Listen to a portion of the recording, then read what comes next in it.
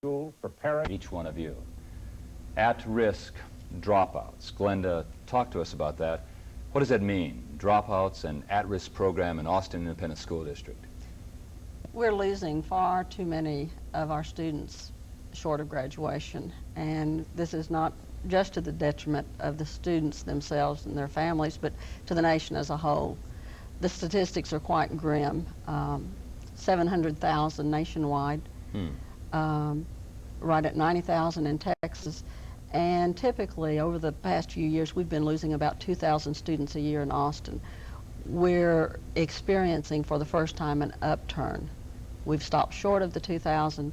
We believe that we will reach our goal of reducing our dropout rate to 5% by 1996. But we won't do it without a great deal of support from the community, and I really appreciate your focusing on our problem tonight. You know, this is the third time on Austin Faith Dialogue that we've talked about this issue of dropouts. It's very important to our community, and we're really happy and thankful, Manuel and Karen and Glenda, that we have you working on this issue in the Austin community.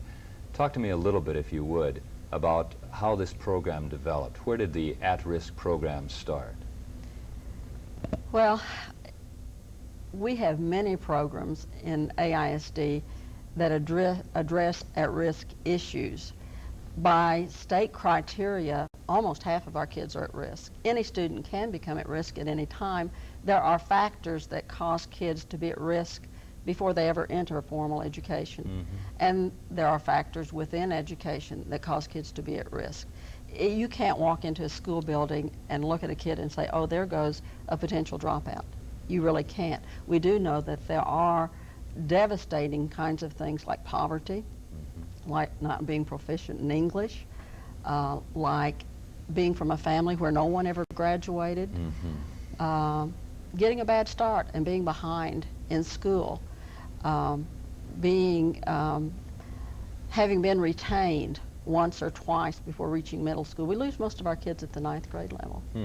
And these are the kids that Manny and Karen work with most.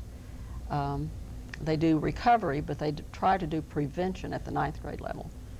You know, I know that the three of you have a great deal of passion and feeling about this program, and that's why we want the viewers of Austin Faith Dialogue to really listen to some of the things you have to say, because you've touched, Glenda, upon some of the issues that happen in every family in trying to deal with children being in school. Manuel, tell us a little bit about your background and your story and where you come from and where you were educated and what you do now and how you got into this at-risk program as a dropout specialist. Well, I've been a police officer now for November 6th, will be 21 years. I was raised here in Austin, and I went to Meds Elementary, Allen Junior High, the old Allen Junior High, and Johnson High School, graduated from there, and also got my degree from St. Edward's University. And I'm presently right now at ACC trying to get my teacher certification out of the way with about 17 hours of my master's. But really, I got involved as a police officer. I got to see a lot of the kids having problems at an early age on. That's really indicator there's something happening at home. I know from my experience as a youngster when I came up, my mom and dad gave me responsibilities and accountability for the things I did or did not do. They emphasized that right to know what right from wrong was. I had good educators. In the elementary, there was a teacher by the name of the late Elizabeth Wagner, and it was a little thing that happened. I was in front of the class, and I called by mistake a bicycle, a tricycle, and the class laughed at me, and sure enough, I was embarrassed, to say the least. And she came over and she said, "Manuel," she says, "knowledge will heal your wounds." And it has, because from that time on, I knew that she was a motivator, along with the other teachers that I got to know. So I pay homage to the teachers, but also to my parents, because they gave me so much and they supported me with love. But also, I kept the faith. The man upstairs has always been with me, will always be here for me and for others. And when I see the youngsters out here that need the help, I ask them, do you know what is right from wrong? And as a police officer, we're not in such a hurry to see if we can go ahead and put bodies in jail just because, well, they're in the wrong place at the wrong time. You try to see whether or not you can help, and usually, of course, you're limited because of the time span that you have, to see them.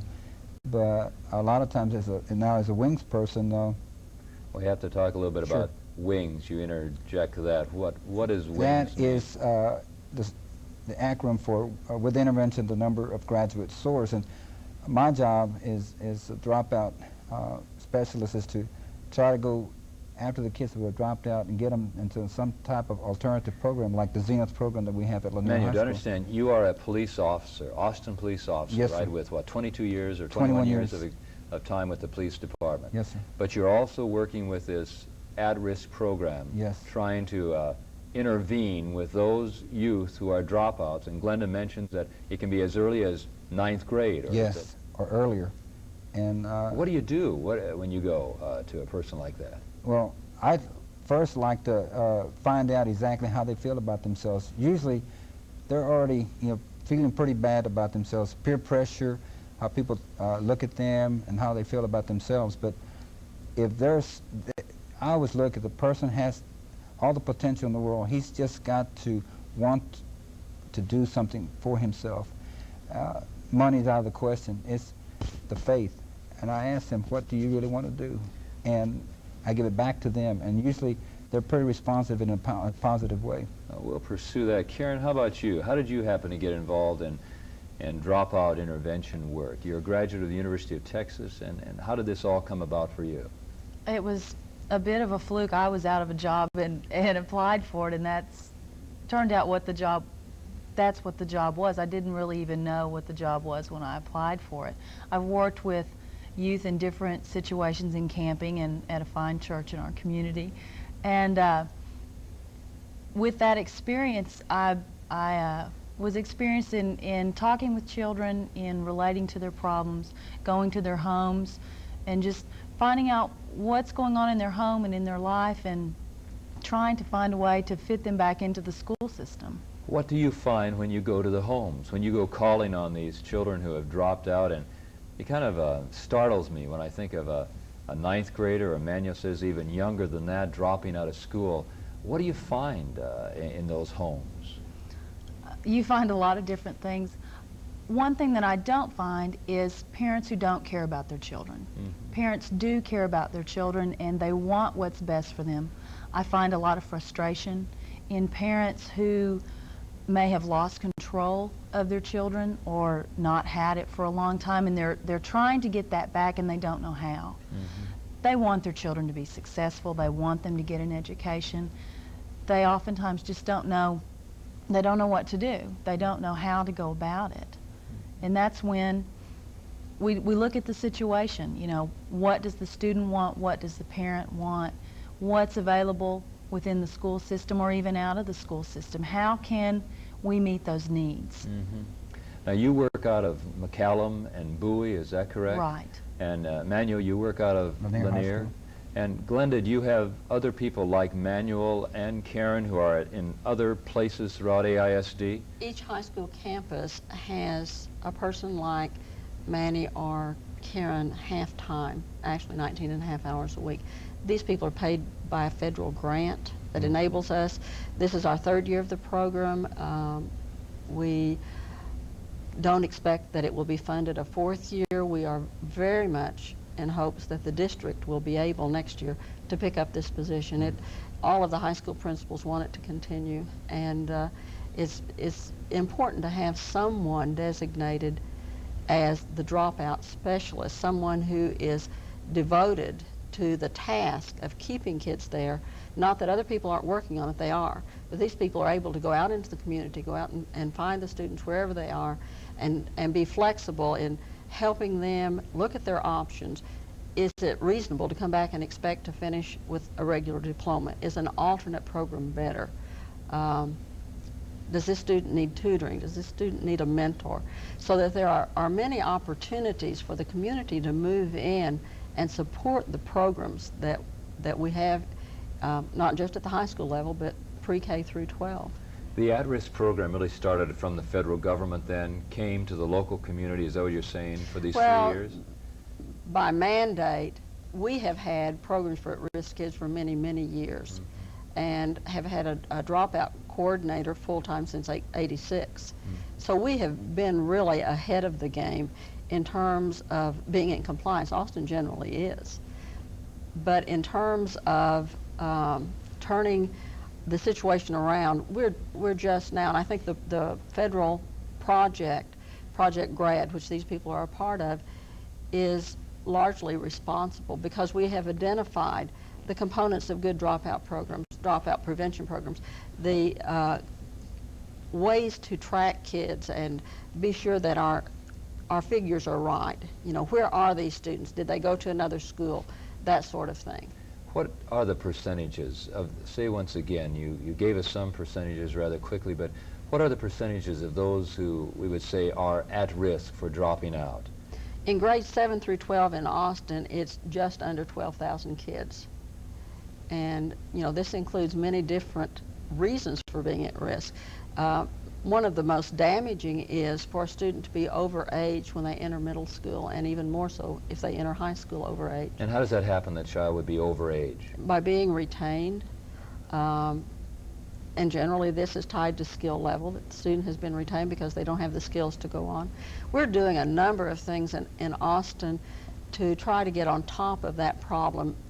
Elementary, middle school, and high school are all being restructured. At the high school level, we have a dropout strategy that creates a school within a school, where a student doesn't walk into a building being one of 2,000 kids, but one of maybe 120 kids who move together through the day and who have a common schedule and the same teachers.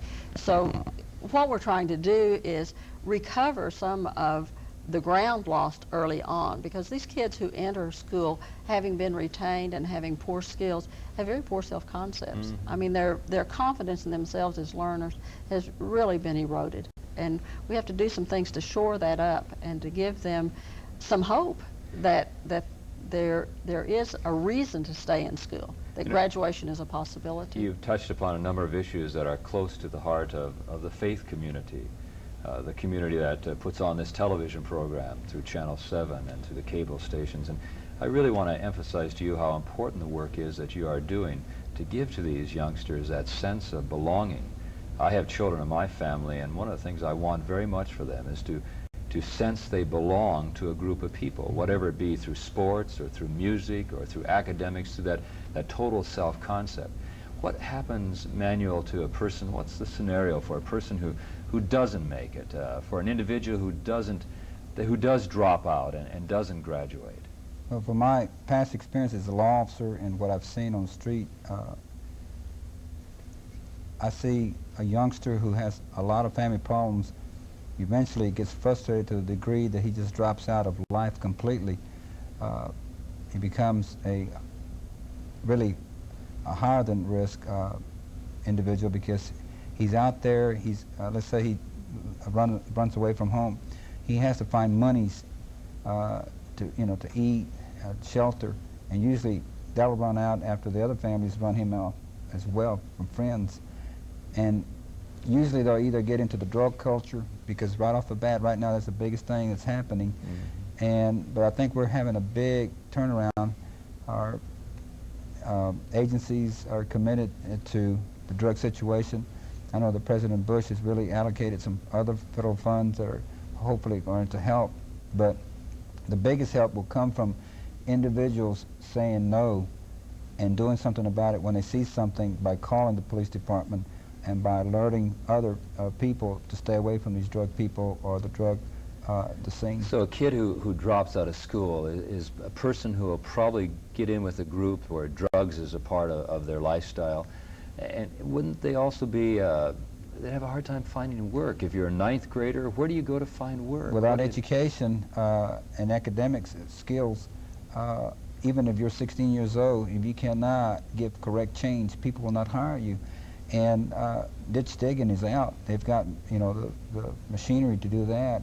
So they're at a loss. And 9 out of the 10 inmates, or 90% of the inmates at Huntsville, dropped out of school. And so that's telling us something.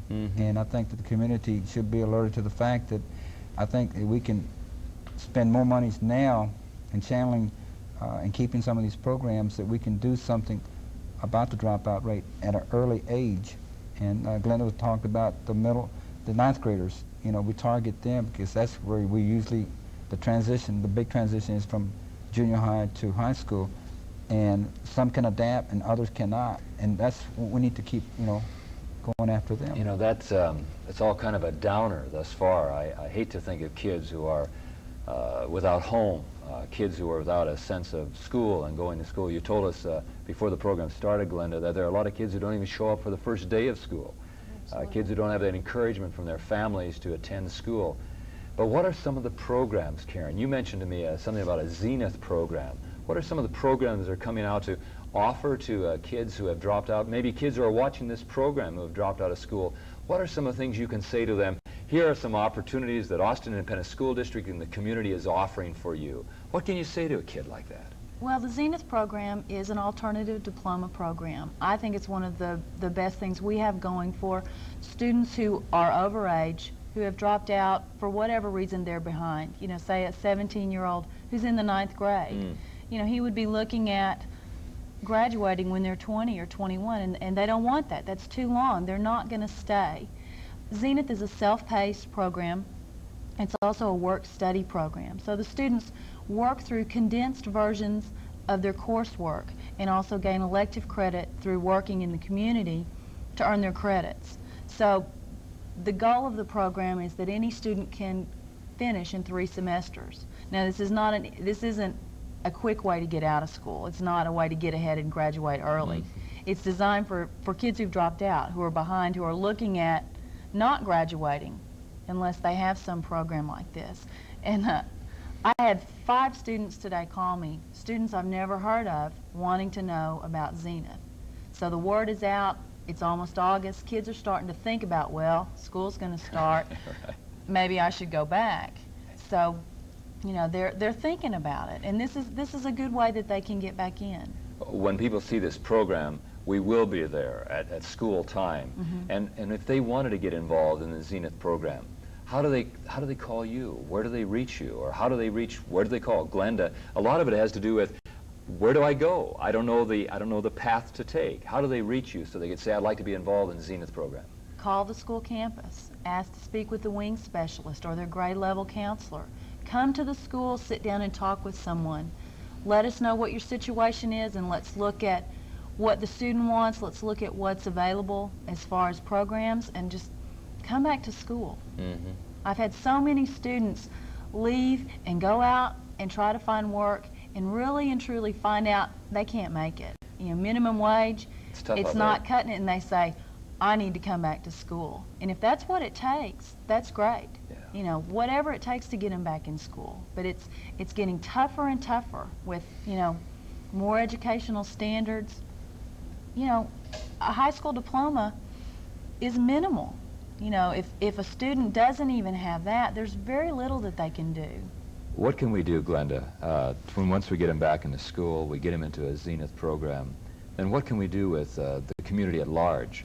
What can we do to get people in the business community on board so they recognize that it's going to help the business community if you have an educated populace? Well, we have a large segment of the population already as major players. We have a program, a mentoring program, Project Mentor, that in its 3 years has gone from fewer than 100 mentors to over 1,000. And that sounds wonderful until you look at the number of kids who need mentors. And what does a mentor do? A mentor, our program, the minimal standards for the program is that you agree for the school year to see that child at least 30 minutes a week. And it's at school time, and it can be done, it can be tutoring, it can be self-concept sort of things. We have orientation and training. We're hoping to have a program in every school. We have them in most schools. We're hoping to have mentors in every school who can be matched up with kids who are at risk to have a caring adult We have many single parent families who don't have a lot of quality time with their kids. We have families where both partners may be working more than one job. So we, as a community, we need to close ranks behind our kids and be a part of the solution, you know, and be sensitive to the messages we give kids. We have a major retailer right now that has a promotional for children's clothes that has the slogan, "Too cool for school." What's the message? What's the message? Are these clothes too good to wear to school? Or these kids who wear them too cool to go to school? I think we need to examine. That sounds rather basic and simple, but I think we need to look at what we're telling our kids. What does it say that in Austin on any school day you can drive around and see kids of all ages out of school, sometimes with their parents? I think we need to be very sensitive to the need for kids to be in school. They can't learn, they can't stay up if they're not there. Kids need to get in school, and in terms of the school year beginning, first day of school, there just needs to be a rule that school's the only game in town for kids. That's it. Messages that we give are crucially important. Manuel, you've talked about some of the messages that have been given to you, the messages your parents gave you, the message that your priest gave you, a message that an elementary school teacher gave to you, a message that a high school principal gave to you. Yes. What was his name? Mr. Gordon Bailey, and he just recently passed away. He was a motivator, a man of vast inspirational spirit, inner spirit, and because he would talk to you in such a way that he would make you believe that you could do whatever you wanted to do. And that's the message that I would like to tell the youngster when I talk to them. This is a carryover from my past experience, but it has worked and it's still working for me. To let them know that they have the potential. All they have to do is want to, and they know what is right from wrong. My mom and dad taught me that. Mr. Bailey taught me that. The teachers taught me that. My priest, Victor Gertz, taught me that. But this is all one cycle that, you know, overlaps. Tell me a story, or tell our viewing audience a story that you told me about a young man that you saw on the beach. Yes, this happened about a year and a half ago. It was spring break. I took my wife and both of my daughters to Port Aransas, and as we were leaving, I saw this young man, paraplegic on crutches, and I said, well, if he can come down here, then I know he can go to school. Well, this young man had it hard. I know he was in and out of hospitals, numerous surgeries, and he had got into the drug scene, a stoner, and he done acid, done marijuana, and I just approached him and told him that he had potential, he had to develop that. And about a week to 2 weeks after that, he came and applied for the Zenith program, and he finished that, but he's going to have to make up some lost time to get his diploma, but he's academically already there to graduate. So he's one of the positive things that has happened at Lanier High School, along with other individuals too. I've had, I think, 11 of the 25 that we started this year at Lanier that have graduated, and 2 have gotten scholarships from the community because that's support. And we need all the help and volunteers that we can get. I know our police department's doing a program called PAL, and I know it's going to encompass not only athletic programs, because it's called the Police Activities League. It's going to hopefully have creative skills, how to write out resumes, job applications. My dad's even hopefully going to help in showing some of the kids how to paint. He just retired from AISD as a painter. And so we're going to get community involvement and get family, again, to help. You know what Glenda says about you is that you have charisma, and he really believes, Glenda, in what he's doing as a police officer and also with his dropout specialist and intervening. Very credible. We'd like to kind of wrap the program up, if we could, by asking you, Glenda, what can the community do? We're a faith community. What are some of the things that can happen in the community to support you, Glenda, and Manuel, you, and Karen? What can we do? Because we believe in education, we believe in our youth. What could we do? Well, at the congregational level, you probably have systems in place for people to support one another in their parenting. And I think it needs to extend beyond the congregation to those families who don't have that blessing in their lives to reach out to their children, to increase our involvement in programs like Adopt a School, mentoring, tutoring. I encourage people who show up to go through orientation for mentoring not to think that 30 minutes a week is not much. Look at what psychiatrists and psychologists charge for 50 minutes and the difference it can make. I have one school where a counselor told me that she'd never had a kid be absent on the day the mentor was coming. So Somebody it's who cares powerful, for them. it's potent, and even if, don't wait until you can do a lot. Start out by doing a little. Thanks, Glenda. Emmanuel, thank you. Thank you. Karen, and thanks to all of you for viewing Austin Faith Dialogue. And you make a difference, so be involved and help all of the citizens of our community, particularly our youth, as they learn about wisdom and truth and life. Thanks for watching Austin Faith Dialogue.